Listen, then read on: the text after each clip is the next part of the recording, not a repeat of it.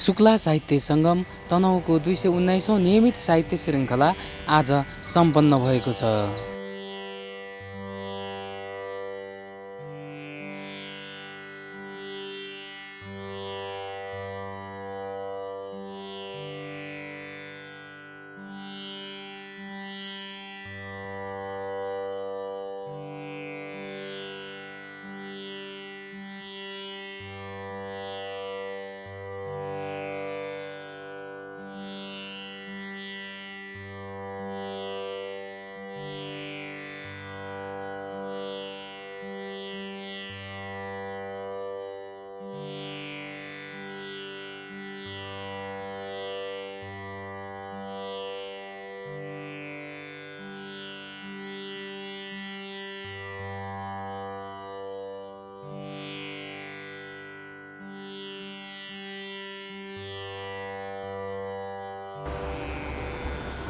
नेपाल हाँसे नेपाल बाँचे म पनि बाँचौला, मेरो देश नाच्दछ भने म पनि नाचौला, देशको लागि मरेर पनि अमर बन्नेछु, अन्तिममा बाँके मुटुबाट जय देश भन्नेछु, माटोमा यही मरेर आज फल्ने छुट्नेछु, सुगन्ध बनी नेपालभरि सर्न डुल्नेछु, रगत थोपा रहँदासम्म दिन्न आँसु झर्न, म मरे पनि नेपाल आमा दिन्न मैले मर्न। सुन्दरी भएनन् भन्ने हिसाबले अब हामीले आफैले लेख्ने आफै यस्तै किसिमबाट सुनाउने क्रम बढाउनुपर्छ भन्ने क्रममा हाम्रो आदरणीय विद्यार्थी हुनुहुन्थ्यो त्यति बेला हाम्रो राजनजी अनि त्यसपछि अर्को हाम्रो सूर्यमोहनजी हुनु, कृष्ण आर लगायतका भाइहरूले जुझारु भाइहरूले सङ्गठित गर्नुभयो। हामीहरू पनि गयौँ, उपस्थित भएर यो सङ्गठित रूपमा अगाडि बढ्यो र आज धेरै अगाडि राष्ट्रिय अन्तर्राष्ट्रिय इज्जत कमाइसकेको छ। गुरु जस्तो एउटा व्यक्तित्वलाई यसले संरक्षण पाइरहेको छ। यो छत्रछायामा धेरै अगाडि बढिसकेको छ। आगामी दिनहरूमा पनि यसको उचाइ बढ्दै जाओस् भन्ने म शुभकामना चाहन्छु।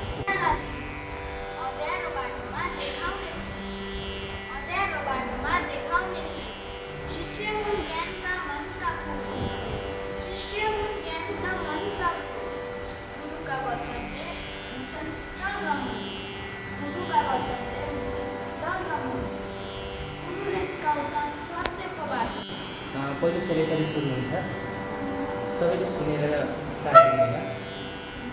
भन्छन् किन फेरिएछ के भएछ गुरु, भन्छन् किन फेरिएछ के भएछ, कुलतमा नि बेरिएछ के भएछ, भन्छन् किन फेरिएछ के भएछ, कुलतमा नि बेरिएछ के भएछ, थिए थिन त पुर्खाका सम्पत्ति कति, उसका थिए थिन त पुर्खाका सम्पत्ति कति, र त ऋणले घेरिएछ के भएछ, थिए थिन त पुर्खाका सम्पत्ति कति, र त ऋणले घेरिएछ के भएछ, भन्छन् किन फेरिएछ के भएछ, कुलतमा पनि बेरिएछ के भएछ, सबै दिएर चट्टै खोस्यो भावीले, यहाँ सबै दिएर चट्टै खोस्यो भावीले, सबै दिएर चट्टै खोस्यो भावीले, यो कस्तो भाग्य लेखिएछ गुरु के भएछ, यो कस्तो भाग्य लेखिएछ के भएछ, भन्छन् किन फेरिएछ के भएछ, थिए थिन त पुर्खाका सम्पत्ति, र त ऋणले घेरिएछ के भएछ,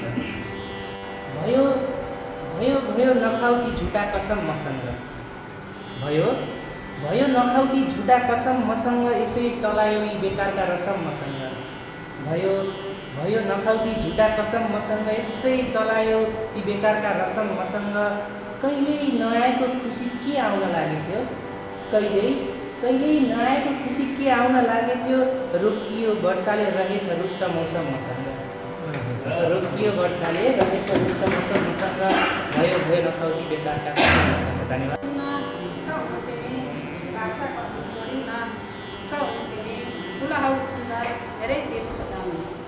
नगरेर मन खिन्न ढुक्क हुनु तिमी, बाचा कसम छोडिन ढुक्क हुनु तिमी, खुला हौ सुन्दर हेरै दिल सजाउनु, हमरालाई आउनै दिन्न ढुक्क हुनु तिमी, हमरालाई आउनै दिन्न ढुक्क हुनु तिमी। लागिरहन्छ तल खै किन हो, लागिरहन्छ तल खै किन हो, यो भन्दा लाग्दैन अरू असल खै किन हो, जिउनुमा पनि पिउनु छुट्टै आएको छ,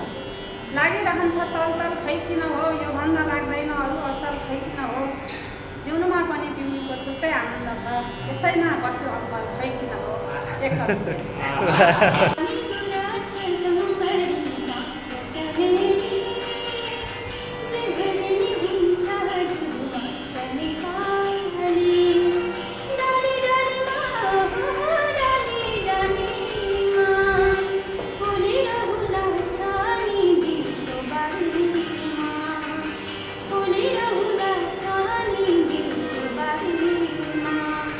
मान्छे यहाँ रमाउन मुस्किल रहेछ, मान्छे यहाँ रमाउन मुस्किल रहेछ।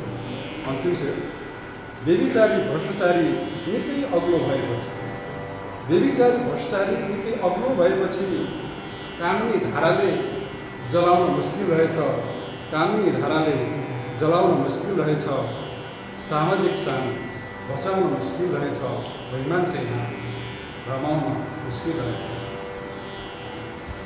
नारायण हुने गर्छ, अलिक फरक भएमा धुरु हुने गर्छ, अलिक पर भएमा धुरु हुने गर्छ। प्रेमालयको अर्थ परिभाषा बुझौँ कसरी, प्रेमालयको अर्थ परिभाषा बुझौँ कसरी। सहज छ त एकताले कुरु छोरी गर्छ, सहज छ त एकताले कुरु छोरी गर्छ। जति रहन्थे भिजाइरहन्थ्यो खोला, भिजाइरहन्थ्यो गहिरी खेत खोला छेउको। प्रकृतिका हरेक कुराहरू हेर्छु। अनि अब कोही नास्तिक हुनुहुन्छ, ईश्वरै छैन भन्नुहुन्छ, कोही चाहिँ ईश्वर दिन प्रतिदिन मन्दिर देवालयहरूमा भएको थाहै गर्नुहुन्छ। तर म विचित्रमा परेको छु, मैले सकिनँ चिन्न है। र त्यसैले मेरो कविताको शीर्षक पनि छ सकिएन चिन्नै। धेरै गाह्रो भएको छ यो सृष्टिको नियम सबै कसले रच्यो होला, यो सृष्टिको नियम सबै कसले रच्यो होला। के गरेर बने होला हिमाल पहाड खोला, के गरेर बने होला हिमाल पहाड खोला। कति थरी जीवात्मा छन् यो सृष्टिमा फेरि, कति थरी जीवात्मा छन् यो सृष्टिमा फेरि। चहभुलै पर्या छु म यो तमसाएरी, चहभुलै पर्या छु म यो तमसाएरी। मान्छे पनि भिन्न भिन्नै स्वरूप भिन्न भिन्नै, मान्छे पनि भिन्न भिन्नै ढुङ्गा माटो भिन्नै। रच्नेवाला कोला खै सकिएन चिन्नै, रच्नेवाला कोला खै सकिएन चिन्नै। यो कुरा यिनले मान्दैनन् लाग्न थाल्यो, मलाई बुद्धिमान ठान्दैनन् लाग्न थाल्यो। मेरो कुरा यिनले मान्दैनन् लाग्न थाल्यो, मलाई बुद्धिमान ठान्दैनन् लाग्न थाल्यो। 2-4 किताब के पढेको थिएँ मलाई, 2-4 किताब के पढेको थिएँ मलाई, मेरा बाले केही जान्दैनन् लाग्न थाल्यो। त्यस पछाडि चाहिँ जब मैले अलिकति बाबालाई बुझ्दै गएँ, त्यस पछाडि चाहिँ कस्तो लाग्न थाल्यो त्यो भन्दाखेरि उनको त्यो काँधमा कति ठुलो भार होला, उनको त्यो काँधमा कति ठुलो भार होला। दैव किन उनीमाथि यति अत्याचार होला, उनको त्यो काँधमा कति ठुलो भार होला। दैव किन उनीमाथि यति अत्याचार होला। मनभित्र माया अनि धेरै कुरा लुकाउँछन्, मनभित्र माया अनि थुप्रै कुरा लुकाउँछन्। मेरो बाबाभन्दा ठुलो को कलाकार होला, मेरो बाबाभन्दा ठुलो को कलाकार होला। यो दुईवटा मतलब मैले चाहिँ यो मलाई यो थाहा थिएन।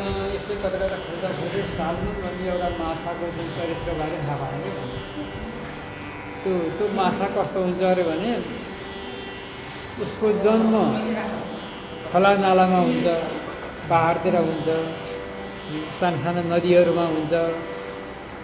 अनि ऊ त्यो पौड्दै कहाँ पुग्छ भने समुद्रमा पुग्छ। समुद्रमा पुग्छ उसले चाहिँ 100 वर्ष बिताउँछ, 100 वर्ष बिताउँछ। उसले चाहिँ बच्चाहरू पाल्छ, फुल पाल्छ, अनेक कुराहरू गर्छ होइन। कयौँ वर्ष बिताएपछि अब उसको अन्तिम अवस्था आउन लाग्छ अनि उसलाई त्यो अन्तिम अवस्था आएको आभास हुन्छ। अन्तिम अवस्था आएको आभास भएपछि ऊ चाहिँ के त भन्दा फेरि फर्केर आफू जन्मेकै ठाउँमा आउँछ। अब यो हो कि होइन त्यो देखेँ मैले होइन। त्यो चाहिँ त्यो माछाकोलाई चाहिँ सालमन माछा भन्दो रहेछ नेपालीमा के भन्छ भन्दा त्यो माछालाई सालमन भन्दो रहेछ। त्यो एउटा समुद्री माछा हो जसको जन्म कुनै अर्को दूर माथिबाट चाहिँ पढ्न मिल्छ, कुनै मिल्दैन, तर धेरै यसो मिल्दो रहेछ होइन। र मैले अहिले चाहिँ सालमनको आत्मकथा जस्तो चाहिँ सालमन भनेर लेखेको छु। र यो मैले किन लेखेँ त भन्दा चाहिँ अब यो के हुँदो रहेछ भनेदेखि अब जवानीमा आँखमा अझै घाम त लाग्छ, तर ती आँगनमा अब अष्टहाँस लाग्दैन। बस्तीका बस्ती बसाइ सरेर मुगलान बसेपछि, गाउँको मुख ढोकामा खिया लागेका ताला चापीहरू मात्रै ढुकिएका छन्।